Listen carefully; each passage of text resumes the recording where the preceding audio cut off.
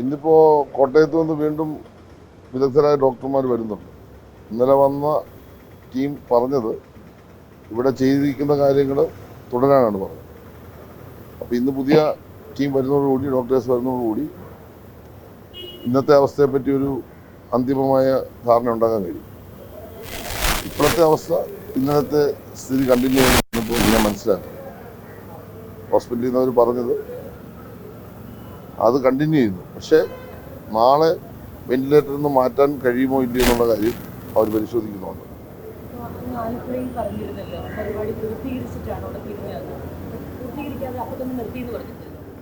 അത് പരിപാടി അതെനിക്കറിയില്ല.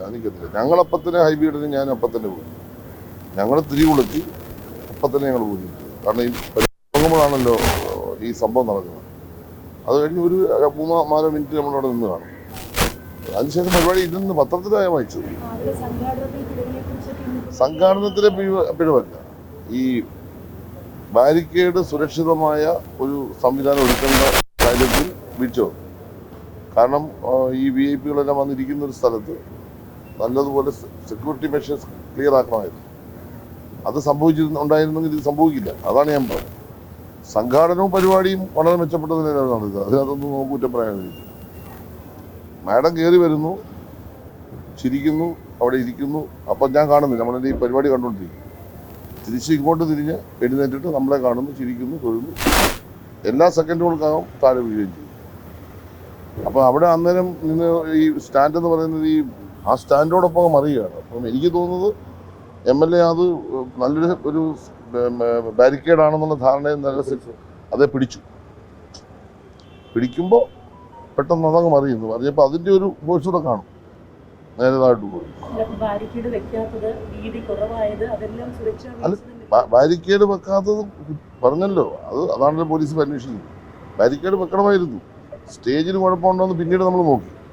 ഒരു വീണതിന് ശേഷം അവിടെ നിന്ന് പോലീസ് ഉദ്യോഗസ്ഥരോട് ഞാൻ തന്നെ സംസാരിച്ചു. സ്റ്റേജ് ചെക്ക് ചെയ്യാൻ പറഞ്ഞു. അപ്പോൾ അവർ പോയി ചെക്ക് ചെയ്തിട്ട് വന്ന് പറഞ്ഞു യാതൊരു പ്രശ്നമില്ല, അത് ബലത്തിലാണ് ചെയ്തിരിക്കുന്നത്. അപ്പോൾ ഇതില്ല എന്നുള്ളത് മാത്രമാണ് അവിടെ വന്നൊരു വിഷയം. അത് ചെയ്യേണ്ടതായിരുന്നു. അതിനെന്താ സംശയം? എന്താ? നമുക്ക് പറ്റിയ വലിയൊരു ദുരന്തമല്ലേ. നമ്മുടെ ഹൃദയത്തിൽ നിന്നത് മായുന്നില്ല. അത്രമാത്രം വേദനാജനകമായ ഒരു സംഭവമാണ്. കാരണം എന്ന് പറഞ്ഞാൽ ആ ചിരി ഇപ്പോഴും എൻ്റെ ഹൃദയത്തിൽ ഇപ്പോഴും നിൽക്കുക. ഇപ്പോൾ ഈ പൾമനറി ഡോക്ടറാണ്. ലങ്സുമായി ബന്ധപ്പെട്ട കാര്യങ്ങൾ പരിശോധിക്കാനുള്ള ഡോക്ടർ ഇപ്പോൾ വരുന്നത്. അത് വന്നതിന് ശേഷം ബാക്കി കാര്യങ്ങൾ ഇന്ന് നാളെയുമായിട്ട് ഡിസൈഡ് ചെയ്യും. എന്താണ് ഫർദർ എടുക്കേണ്ട സ്റ്റെപ്സ്. എന്തായാലും നമുക്കിപ്പോൾ ഇവിടെ ചെയ്യാവുന്ന എല്ലാ തരത്തിലുള്ള ചികിത്സയും ഇപ്പോൾ ചെയ്യുന്നുണ്ട്. ഗവൺമെൻറ്റിൻ്റെ ഭാഗത്തു നിന്ന് ഏത് തരത്തിലുള്ള സംവിധാനം എടുക്കണോ അതൊരുക്കാനും നമ്മളിപ്പോൾ തീരുമാനിച്ച് ആരോഗ്യമന്ത്രി, മുഖ്യമന്ത്രി നിർദ്ദേശം കൊടുത്തിട്ടുണ്ട്. ആ കാര്യത്തിലെല്ലാം ഭംഗിയായിട്ടാണ്. ഇതിപ്പോൾ ഞങ്ങളെ സംബന്ധിച്ച് ഞങ്ങളുടെ ഒരു വളരെ പ്രിയപ്പെട്ട ഒരു സഹപ്രവർത്തകയ്ക്ക് സംഭവിച്ച കാര്യമാണ്. എല്ലാവരും ആ കാര്യത്തിൽ ഞങ്ങളുടെ എല്ലാം ചെയ്യാവുന്ന എന്താ അതെല്ലാം ചെയ്യും.